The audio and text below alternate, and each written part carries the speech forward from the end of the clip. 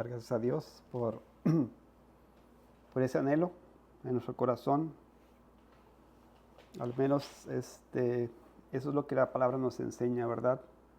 De esta morada celestial que está asegurada para nosotros. Ese lugar precioso donde seremos glorificados, donde seremos transformados en un abrir y cerrar de ojos por contemplar su belleza, su majestad.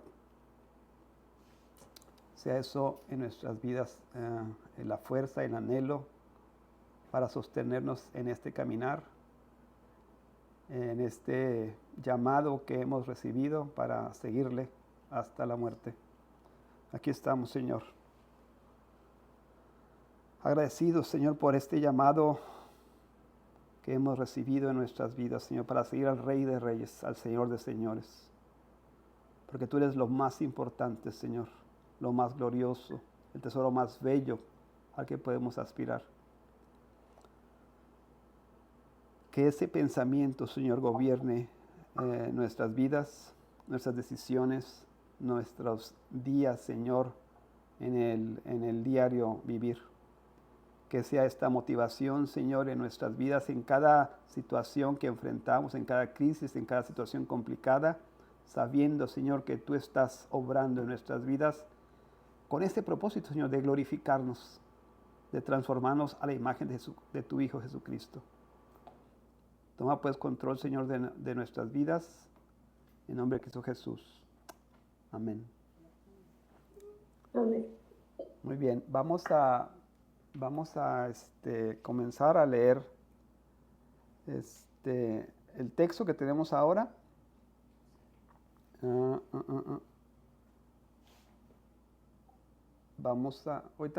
Se apagó aquí nuestro proyector, ahorita la vamos a prender.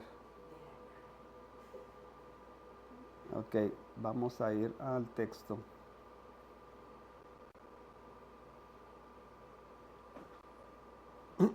Vamos a hablar de la transfiguración el día de hoy. Ya estoy bien, ¿verdad? Ya estoy audible, sí. Vamos a hablar de la transfiguración y vamos a leer este texto en Lucas capítulo 9, del versículo 28 hasta el 36, pero voy a leer del contexto que estábamos la semana pasada, porque se conecta, ¿verdad? Pues necesariamente. 23 dice, y decía a todos, eso lo explicamos la semana pasada, y decía a todos, si alguno quiere venir en pos de mí, niéguese a sí mismo, tome su cruz cada día y sígame. Esto tiene sentido a la luz de lo que vamos a ver ahora. Porque todo aquel que quiera salvar su vida la perderá, y todo el que pierda su vida por causa de mí, éste la salvará. Pues, ¿qué aprovecha al hombre si gana todo el mundo y se destruye o se pierde a sí mismo? Porque el que se avergüence de mí y de mis palabras, de éste se avergonzará el Hijo del Hombre cuando venga en su gloria, y en la del Padre y en la de los santos ángeles. Pero os digo en verdad que hay algunos de los que están aquí que no gustarán la muerte hasta que venga el reino de Dios. Y aconteció como 8 días después, una semana después de estas palabras, que tomó Jesús a Pedro, a Juan y a Jacobo, y subió al monte a orar. Y entre tanto que oraba, la apariencia de su rostro se hizo otra, y su vestido blanco y resplandeciente. Y aquí 2 varones que hablaban con él, los cuales eran Moisés y Elías, quienes aparecieron rodeados de gloria, y hablaban de su partida, que iba Jesús a cumplir en Jerusalén. Y Pedro y los que estaban con él estaban rendidos de sueño, mas permaneciendo despiertos, vieron la gloria de Jesús y a los 2 varones que estaban con él. Y sucedió que, apartándose ellos de él, Pedro dijo a Jesús, Maestro, bueno es para nosotros que estemos aquí, y hagamos 3 enramadas, una para ti, una para Moisés y una para Elías, no sabiendo lo que decía. Mientras él decía esto, vino una nube que los cubrió, y tuvieron temor al entrar en la nube. Y vino una voz desde la nube que decía: Este es mi Hijo amado, a él oíd. Y cuando cesó la voz, Jesús fue hallado solo, y ellos callaron. Y por aquellos días no dijeron nada a nadie de lo que habían visto. Bien, este es el acontecimiento que comúnmente se le llama la transfiguración. La semana pasada, al final, reflexionábamos en lo que significaba esto, el versículo 27, que es lo que estaba tratando de enseñarnos Lucas, ¿verdad? En esta cita de Jesús. Pero os digo en verdad que hay algunos de los que están aquí que no gustarán la muerte hasta que venga el reino de Dios. Y yo trataba de llevarlos a la reflexión de que eventos que sucedieron en el ministerio de Jesucristo, incluido esto que estamos viendo ahorita, la transfiguración, nos dan evidencia de un reino real, verdadero, que se había acercado en la persona de Jesucristo. Hablábamos de la resurrección, hablábamos de la ascensión y también hablábamos de la transfiguración. Estos eventos que nos muestran la realidad del reino que viene al futuro. Creo que era importante para estos discípulos, y específicamente ahorita estamos hablando de Pedro, Juan y Jacobo, que observaran, que fueran testigos de esta realidad que se nos ha prometido para el futuro. Jesús les da esta oportunidad al ver su transfiguración, y es lo que vamos a ver ahora. Dice la primera versículo, que 8 días después de que sucedió esto de Jesucristo, tomó a estos 3 discípulos. Y estos eran, lo sabemos por otros pasajes, como que los íntimos, ¿verdad? El círculo íntimo de Jesucristo. Pedro, Juan y Jacobo estuvieron en el huerto de Getsemaní, en la oración esta final. Pedro, Juan y Jacobo estuvo en la resurrección de la hija de Jairo, que cuando no entraron todos los discípulos, entraron estos 3. Hay algunas especulaciones de por qué estos 3, pero no hay una razón así definitiva. Simplemente vemos en ocasiones muy importantes en la vida de Jesús que estaban estos 3 discípulos con él. Los tomó a estos 3 y subió al monte a orar. Otra vez como ejemplo de oración, en su lugar, en sus momentos de glorificación, en sus momentos de humillación, él está siempre orando, dando gloria al Padre, como fuente de este plan el que se está cumpliendo. Y de tanto que oraba, dice, aquí pasó, eso es la transfiguración. Eso es lo que se llama o se entiende con esta palabra. Es una transformación desde dentro de la persona. A diferencia de transformación, no es algo que está obrando desde fuera y transforma a la persona, sino que es algo que está pasando en el interior y se refleja hacia afuera. Eso es la transfiguración. Dice, la apariencia de su rostro se hizo otra y su vestido fue blanco y resplandeciente. En algunas traducciones hablan de tan brillante como un rayo, tan brillante como el sol, dice Mateo, creo que dice así. O sea, fue algo completamente glorioso. Es una luz que iluminaba completamente a los apóstoles, a estos discípulos, ¿verdad? Específicamente. Ok. ¿Qué es esto de la transfiguración y por qué creen que era necesario que los discípulos vieran esta transformación de Jesucristo? Es una pregunta, si tienen alguna idea. O sea, la semana pasada dijimos que el reino de Dios se había acercado. Dijimos que Jesucristo les está prometiendo que iba a haber algunos de ellos que iban a estar presentes, iban a ser testigos de este reino, ¿verdad?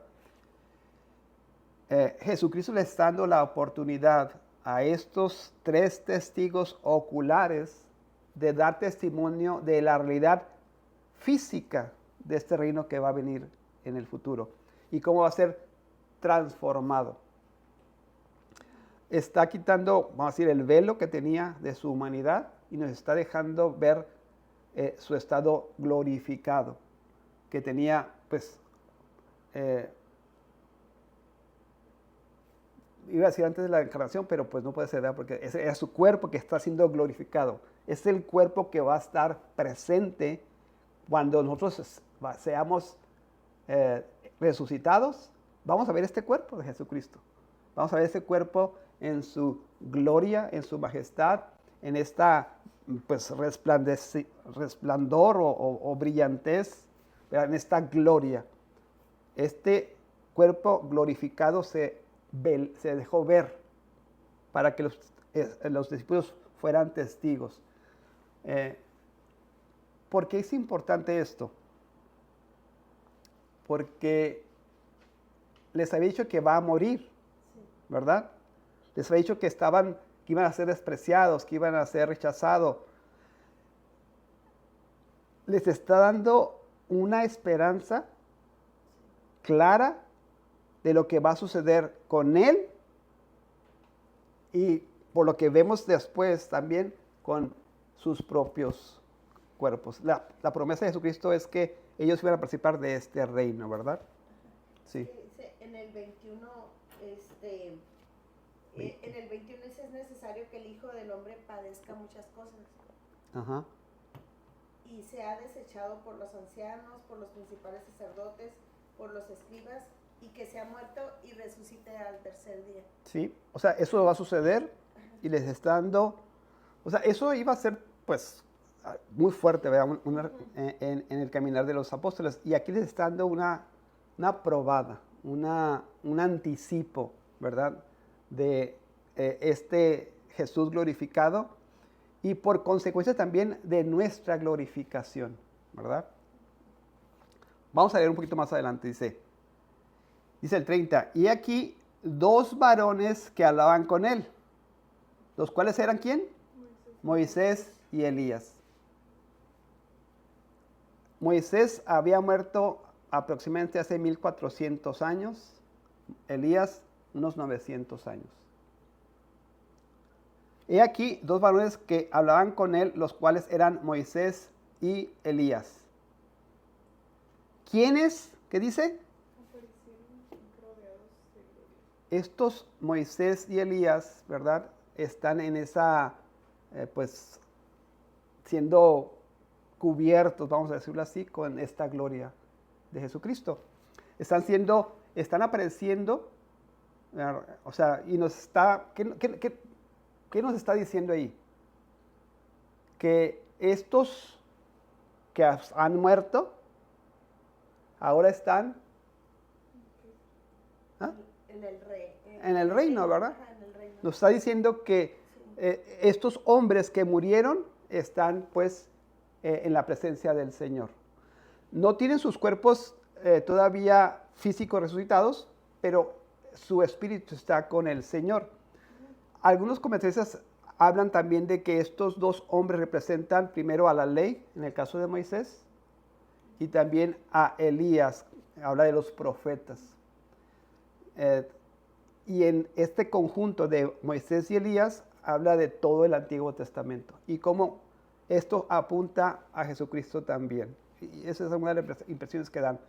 Pero lo que podemos ver es que los que han muerto en Cristo, los que han muerto como escogidos de Dios, están son parte de este reino, ¿verdad?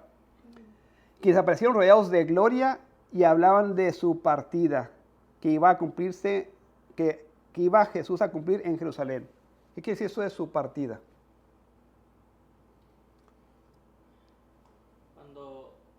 Cuando Jesús,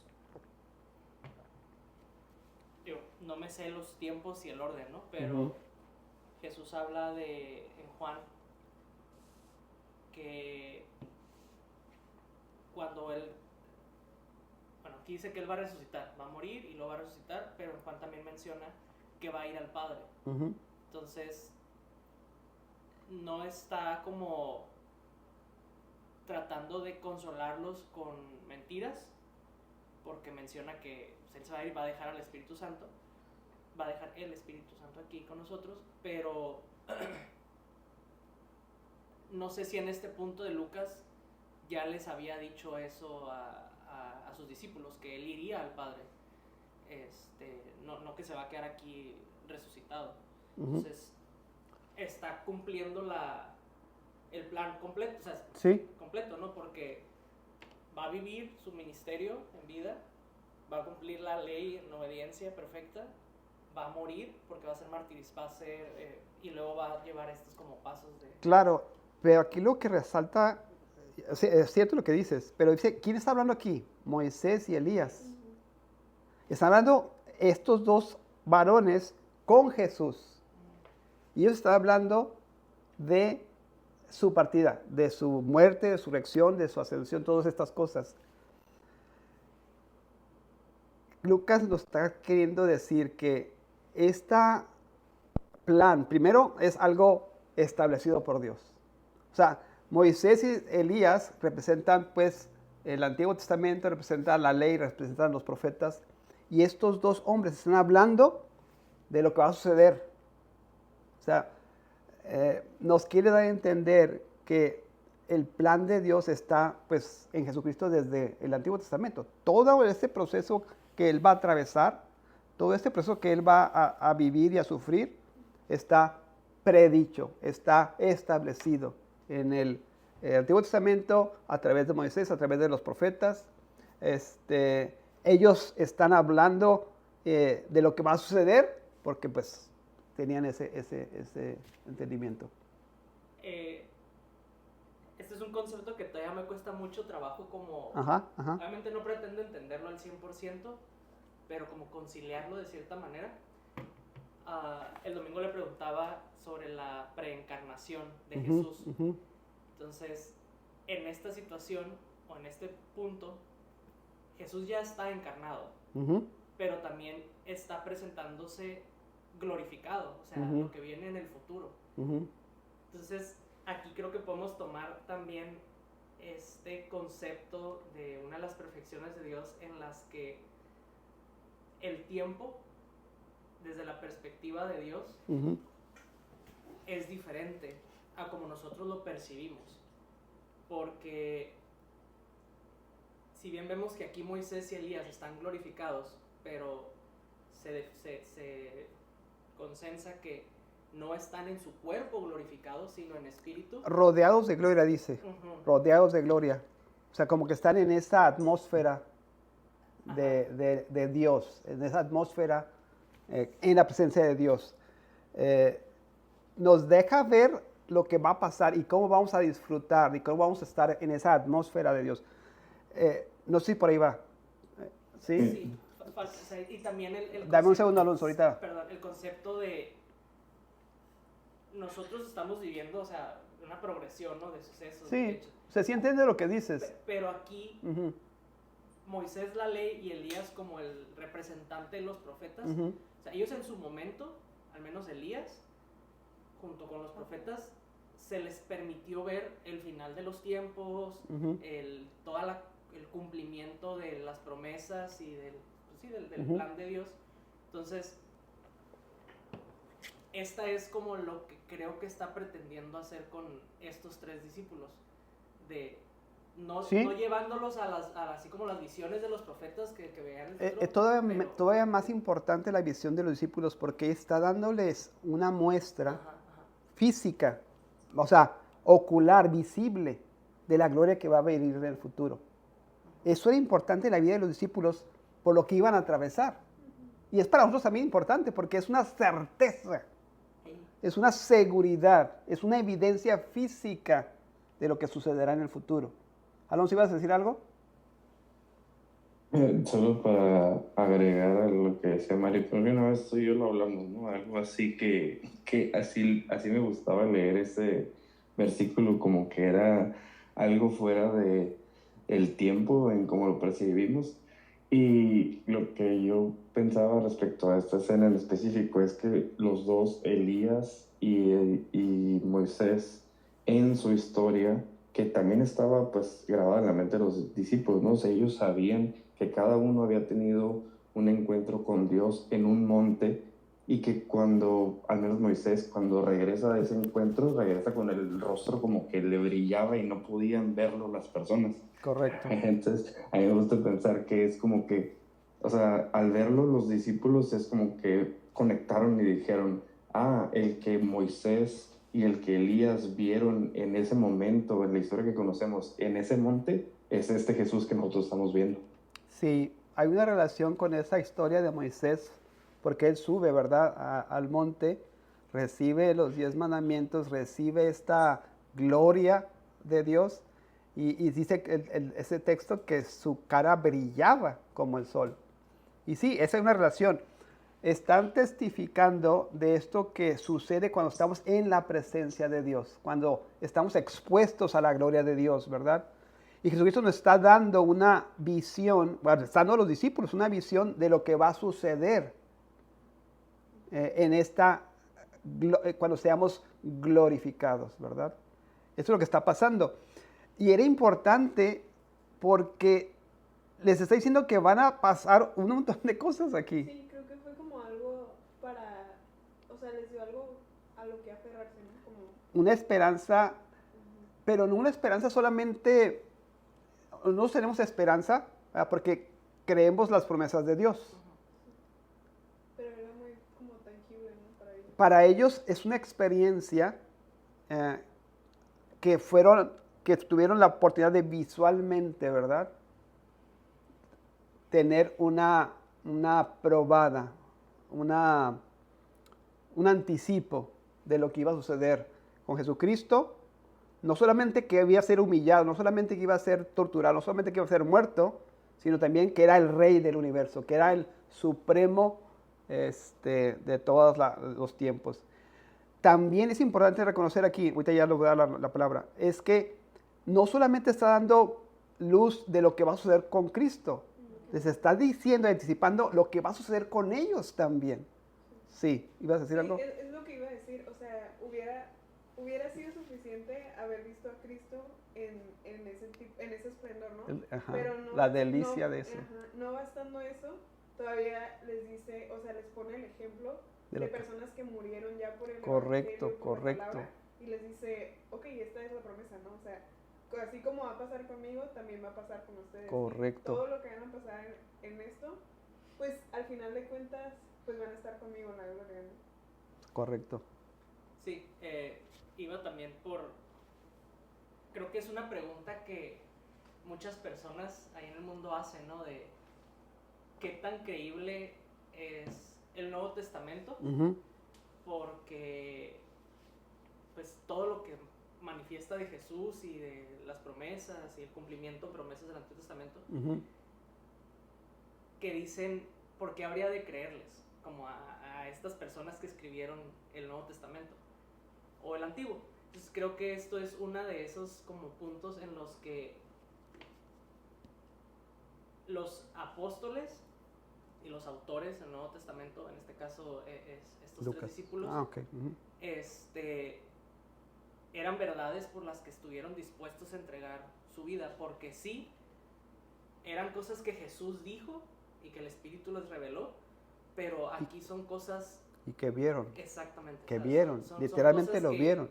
Percibieron con sus sentidos. Sí. Entonces no nada más es en una inspiración de parte del Espíritu, que eso tendría que ser suficiente, sino en algo que ellos al verlo y decir, estos son una de las tantas cosas que me hacen estar dispuesto a entregar mi vida. De hecho, ellos lo van a citar después en sus escritos. Juan lo cita, Pedro lo cita.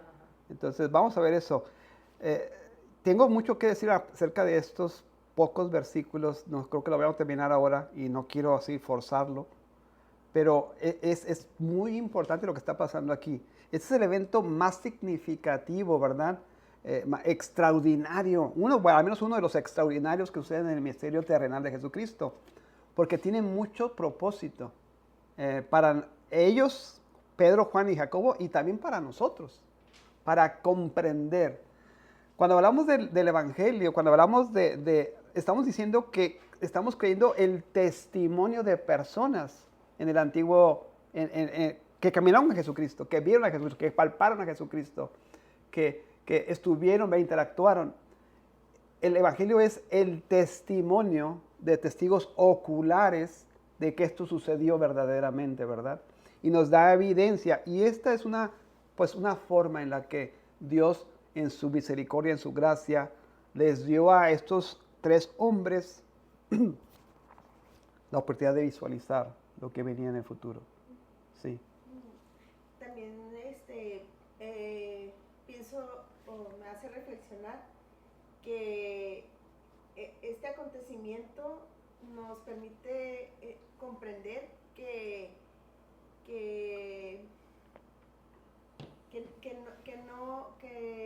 no estamos ante un momento lineal, un momento en el tiempo, ¿no? Uh-huh. Donde podemos decir, y aconteció en aquel tiempo, no. O sea, el reino de Dios es una realidad. Es una realidad, sí. Que trasciende. Que trasciende, exactamente. Uh-huh. Que trasciende el tiempo, uh-huh. Que trasciende la historia, que trasciende todo lo que nosotros conocemos como el tiempo, como... Sí, la realidad que conocemos actualmente va a ser reemplazada, por así decirlo. No sé si por ahí va la idea. Sí. Va a ser reemplazada por esta realidad. Voy a usar un pleonasmo, esa realidad real del reino de Dios. Estamos viviendo una realidad a medias. No está bien, no lo había pensado esto, pero estamos viviendo en esta realidad con la esperanza de una realidad futura que va a ser la realidad de nuestras vidas. Lo que sucede en nuestras vidas actualmente, las pruebas, las dificultades, el ser despreciado, lo que decía Jesucristo hace ratito, ¿no? Ser despreciados por los hombres, todo esto no se compara con la gloria que vamos a experimentar en el futuro.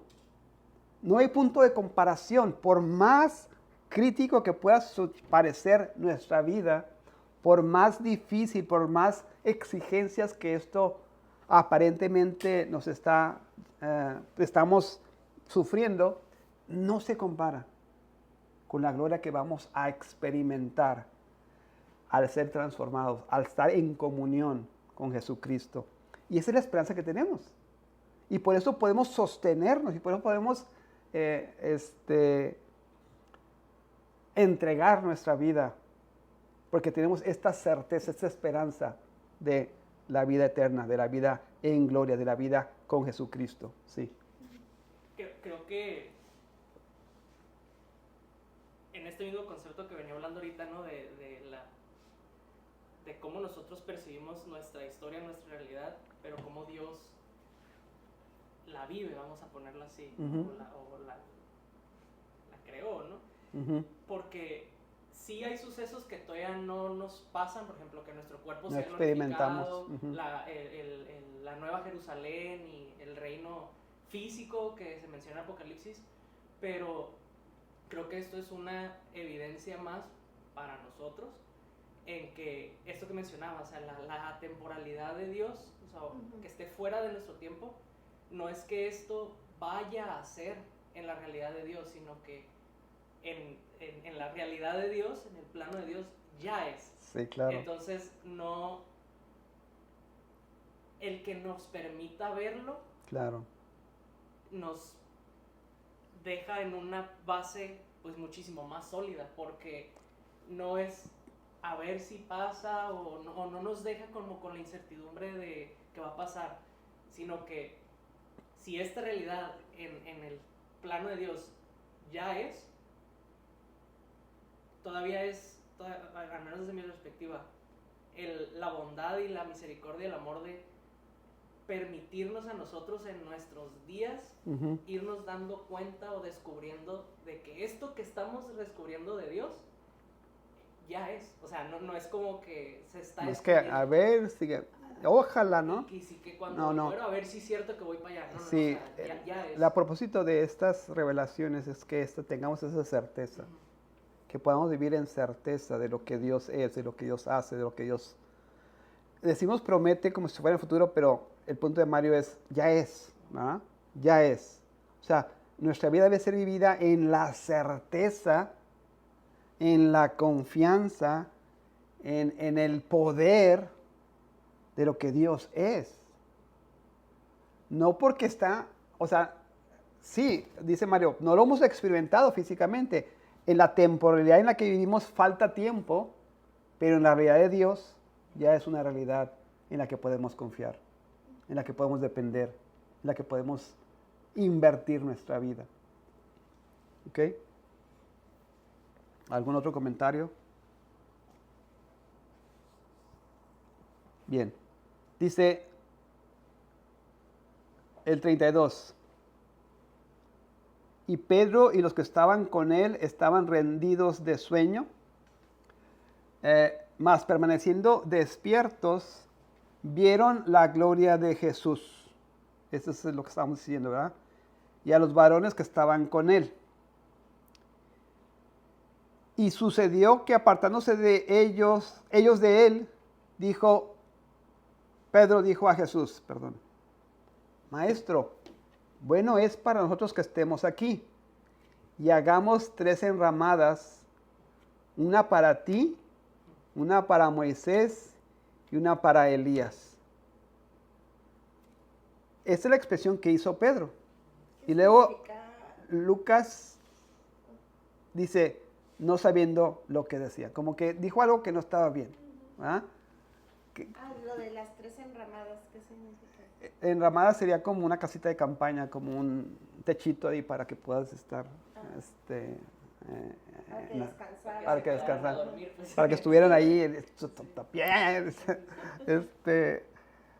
pero Lucas está diciendo como que esta expresión de Pedro dice, no está muy bien, dice,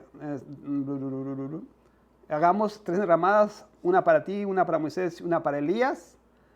Y luego dice Lucas, no sabiendo lo que decía, Pedro otra vez la está regando. ¿Ah? ¿Por qué?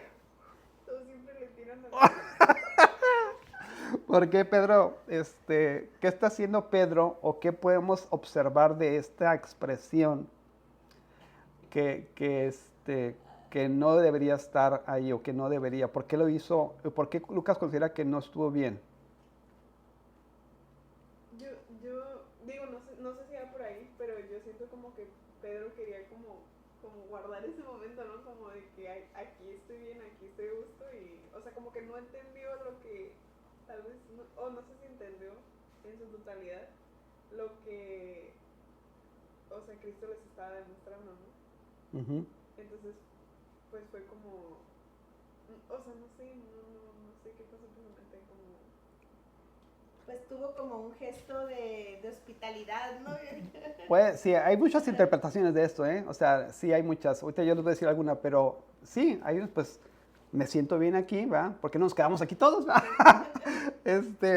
No era el propósito de eso. No era para eso. ¿Ah? No, o sea, el punto era que fueran fortalecidos, fueran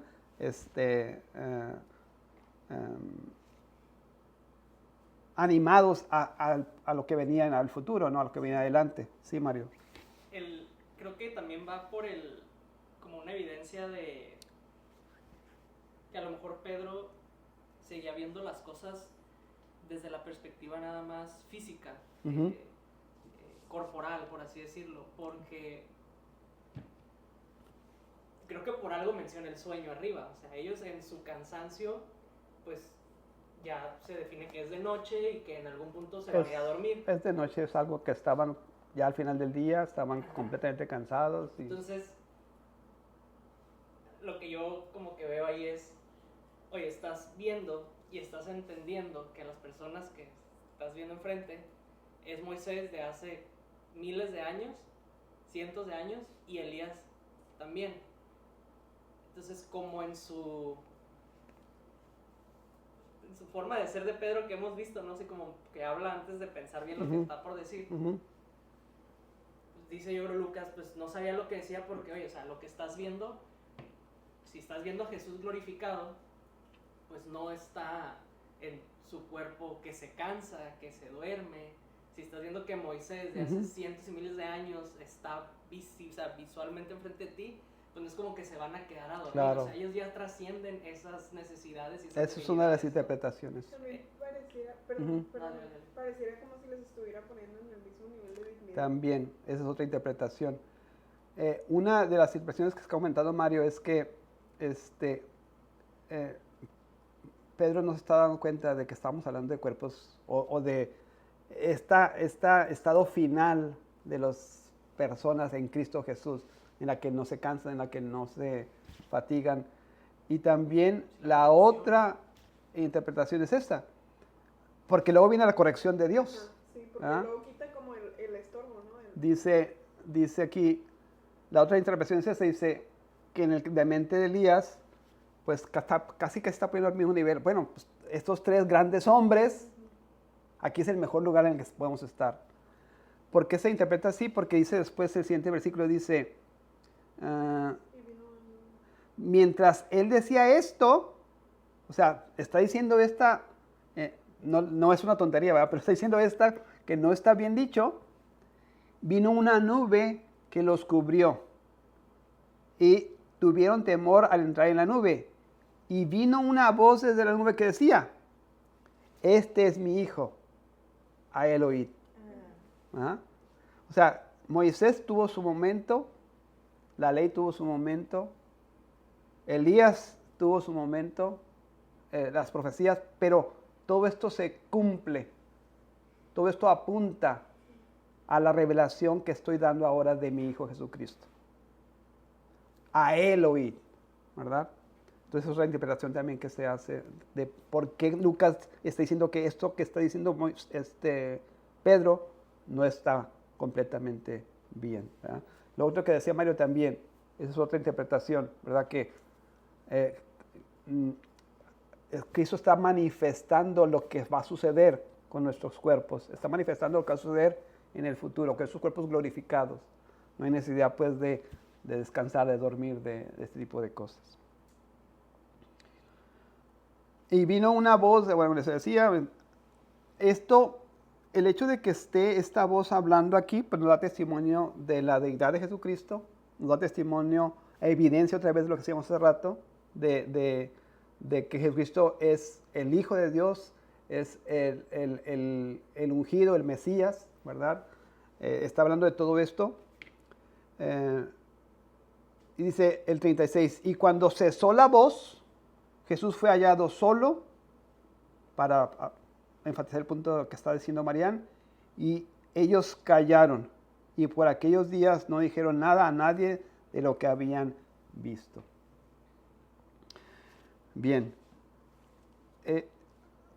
vamos a ver algunas noticias, no lo vamos a terminar ahora, pero quiero que veamos algunas de las notas que traigo por acá. ¿Algún comentario que quieran hacer antes? No. Ayúdeme a leer esto, el párrafo, Marian, por favor. La transfiguración es uno de los acontecimientos más extraordinarios del ministerio terrenal de Jesús. Por unos momentos, el velo que ocultaba su gloria eterna fue levantado, permitiendo que Pedro, Jacobo y Juan contemplaran al Hijo de Dios en su majestad. Este evento confirma la identidad de Cristo, anticipa su reino glorioso y dirige toda la atención hacia su obra redentora. Como creyentes, este pasaje fortalece nuestra esperanza, afirma nuestra fe en la vida eterna y nos recuerda que seremos glorificados como Cristo porque le veremos tal como Él es. Esto es bien importante. Una pregunta. Ajá. Preguntas. Sabemos que nuestro cuerpo no está en condiciones, no está habilitado para ver a Jesús en su gloria. Entonces, algo también cambió en los discípulos. Ya entiendo la pregunta. Nos está dando un anticipo, nos está dando una forma visual en la que podemos experimentar. No creo que se haya sido la completa gloria de Dios, ¿verdad? Porque hubieran muerto. Sí. porque no estaban preparados sus cuerpos para ello.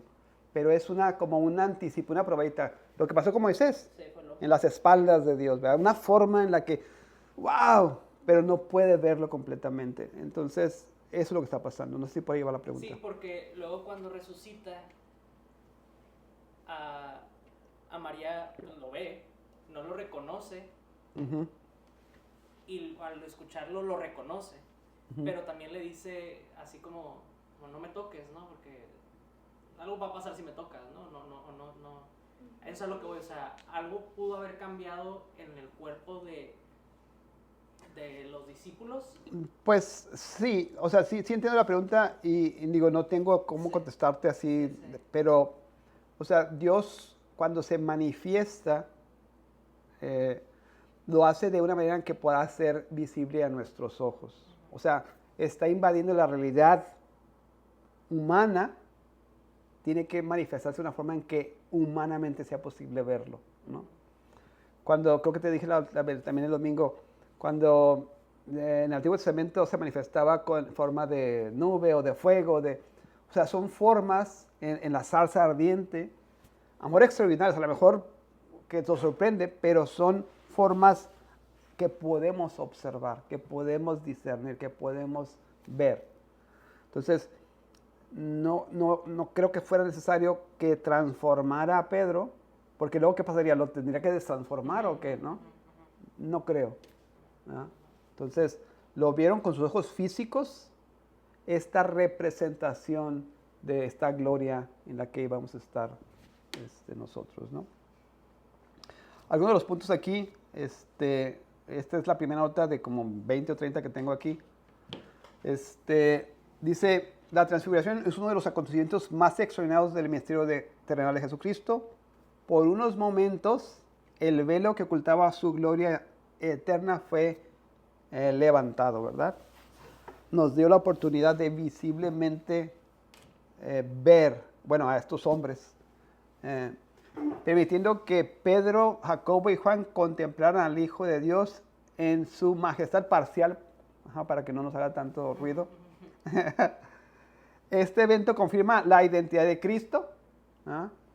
La voz, el Padre que habla y que dice, este es mi Hijo amado, en Mateo así lo hace, en él tengo complacencia, a él oír. Anticipa su reino glorioso, ¿verdad? Porque está diciendo, esto va a suceder en el futuro, esto es lo que va a ser la realidad en la que vamos a estar viviendo. Y también habla de pues, la hora redentora, porque dice la salida, la muerte, la resurrección, es lo que estábamos hablando. Y como creyentes, por eso es tan importante estos pasajes, este pasaje fortalece nuestra esperanza, nos da certeza, nos da una visión de lo que viene al futuro. Afirma nuestra fe en la vida eterna. ¿Hay vida después de la muerte? Sí. Vimos a Moisés, que había muerto hace 1400 años. Está Elías, que había muerto hace 900 años. ¿Hay algo que sucede después de la muerte? Sí. Aparte, hay una comunión de los que han muerto en Cristo con Cristo. Ahí estaban. O sea, nos da esta fe, afirma nuestra fe en la vida eterna y nos recuerda que seremos también glorificados como Cristo. La Biblia dice que le veremos, ¿cómo? Tal como Él es. Seremos transformados para poder ahora sí verlo en su majestad, ¿verdad? Seremos transformados para poderlo ver tal como Él es. Tenemos que ser transformados, ser glorificados para poder ver su gloria, para ver su majestad.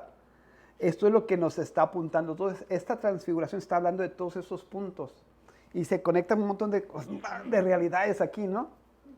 Por eso es tan importante el pasaje. Ahí donde dice anticipa, ¿no sería mejor revela? Sí, revela y anticipa porque eso viene en nuestra realidad, es futura, pero sí, revela. Ajá, revela su reino, ¿verdad? Hay una concepción del reino de Dios que esta realidad está siendo, tenemos la realidad física en la que vivimos y tenemos el reino de Dios acá, como dos círculos. Y estos se están juntando, ¿no?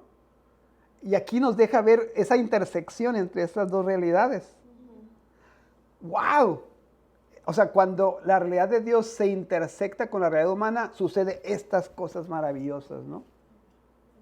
Es lo que está pasando ahí. Está sucediendo esto y nos está dejando ver un poco de esa realidad en el tiempo. No completa porque no se ha transformado toda la realidad, pero nos deja ver esa intersección, ¿verdad? Momentánea de la realidad que vamos a experimentar en el futuro. Preguntas. Aquí están todos muy confundidos, creo. No es confusión, es... lo platicamos, sí, te quiere avanzar. Ok. ¿Me puedes ayudar aquí, Isabel? La transfiguración anticipa la gloria del reino de Cristo. Jesús mostró a sus discípulos un anticipo de la gloria que manifestará plenamente en su segunda venida. El mismo Señor que iba caminando a la cruz es también el Rey glorioso que volverá para establecer definitivamente su reino. Sí, creo que el texto también que leíamos la semana pasada habla de la segunda venida. Entonces, este momento nos da un anticipo de cómo se va a manifestar el Señor plenamente en gloria en su segunda venida, ¿verdad? También nos dice que este Señor que está caminando hacia la cruz, porque eso es lo que está avisando que va a suceder, también, no solamente es el siervo que es humillado y es sometido y es llevado a la cruz, sino es el Rey glorioso que voluntariamente, ¿verdad?, está cumpliendo lo que habían acordado. Ay, Moisés, Elías, están hablando de su muerte, como que ya algo que ya estaba preparado, ¿no? Algo que ya está sucediendo. Jesús, se va a cumplir lo que ya habíamos, lo que todos sabíamos, o sea, lo que está en el plan de Dios. Esto no es algo como un segundo, un plan B o algo así, sino que se está cumpliendo lo que Dios había determinado, ¿no? Dios sostiene la perseverancia de sus hijos, y esto es importante, creo que es lo que estábamos diciendo. Ayúdame a leerlo, Mario. Dios sostiene la perseverancia de sus hijos mostrándoles la esperanza futura. La gloria venidera no depende del mérito humano, sino de la obra perfecta de Cristo y de la gracia soberana de Dios. Creo, esto va a ser un poquito más adelante, pero creo que este evento, como decíamos al principio, nos deja ver la realidad que nos espera. Yo estaba pensando, y espero no salirme mucho del tema, pero ¿qué hace que a un hombre entregue su vida por una causa? La certeza de que la causa por la que se está entregando, pues, es verdadera. O sea, cuando una persona muere por su país, muere por rescatar a alguien, o sea, ¿qué hace que estas personas entreguen su vida a una causa? Certeza, confianza. Y creo que Dios nos está dando la certeza necesaria a través de esta revelación para entregar nuestra vida totalmente a Él, a su causa, sin reserva, sin temor, sin vacilar.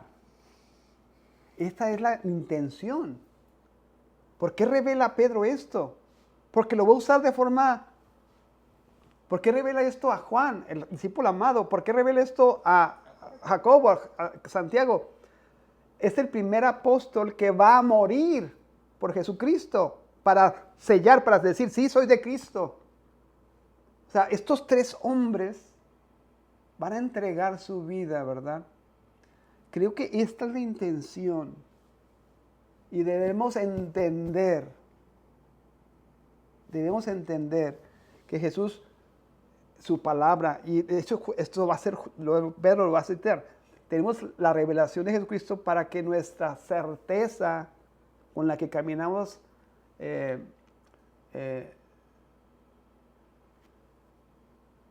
esté basada en Jesucristo, en su palabra, en lo que Él ha prometido, y podamos vivir para vivir en entrega total, en dependencia total, en la valentía suficiente como para darlo todo por Jesucristo. Creo que una persona que comprende estas verdades, una persona que entiende esta realidad, puede vivir su vida de una forma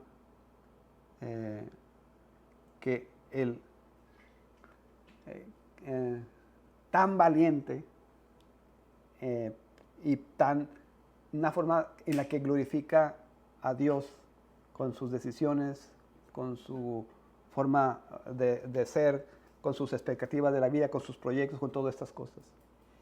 Eso es el propósito de Jesucristo con sus apóstoles. Por eso puse la canción al principio. Dios quiere que tengamos esa perspectiva. Hay un lugar donde ya no más miedo, ya no más vergüenza, ya no más muerte, ya no más lágrimas. Hay un lugar que debemos anhelar en nuestras vidas, que debemos cada día vivir en esa certeza, en esa seguridad, en esa revelación que tenemos de Dios en todo lo que hacemos, para su gloria. Vamos a orar. Vamos a seguir hablando de esto porque pues hay mucho que decir. Sí. Vamos a hablar de esto la siguiente semana, pero vamos a orar. Vamos a dar gracias a Dios por su palabra, por el testimonio de estos hombres, por las vidas de estos hombres que vieron a Jesucristo y que dan testimonio de Él a través de los años, de las décadas, de los milenios. Gracias, Señor. Ayúdanos a comprender estas verdades, Señor, y a vivir por ellas. A pasar nuestras vidas, Señor, a entregar nuestras vidas en esta certeza, en esta seguridad, en estas promesas, en esta recompensa que tienes para nosotros, Señor. Ayúdanos a confiar y a depender totalmente de lo que tú has hecho para nuestra salvación y lo que harás para nuestra glorificación, Señor. Esa realidad futura en nuestras vidas, pero totalmente presente y real en tu mente, Señor. No hay forma de que esto no se cumpla. Sabemos que tú eres todopoderoso. Sabemos que eres, Señor, soberano para que estas verdades sean reales ahora en nuestras vidas y podamos vivir en esa certeza, en esa dependencia, en esa confianza, en esa fe. Obra pues, Señor, en nuestras vidas para que tu nombre sea glorificado en todo lo que hacemos. Que nuestras prioridades sean ordenadas correctamente, Señor, en esta verdad, en esta certeza de la vida eterna, esta vida que viene a futuro, esta vida que tú nos has prometido. Bendice a mis hermanos y hermanas, Señor, en esta noche y fortaléceles en todos sus momentos de crisis, en todos sus momentos, Señor, de dificultad, y que su confianza esté depositada, Señor, en tu palabra, en tu verdad, en tu revelación. En nombre de Cristo Jesús. Amén. Muy bien. ¿Algún comentario?